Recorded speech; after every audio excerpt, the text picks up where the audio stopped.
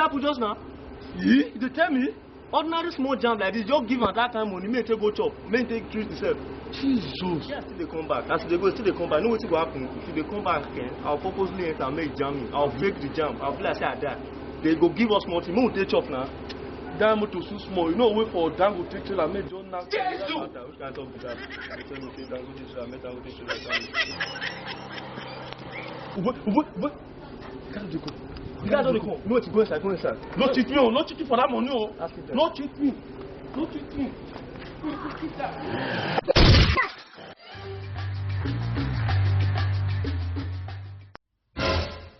Jesus!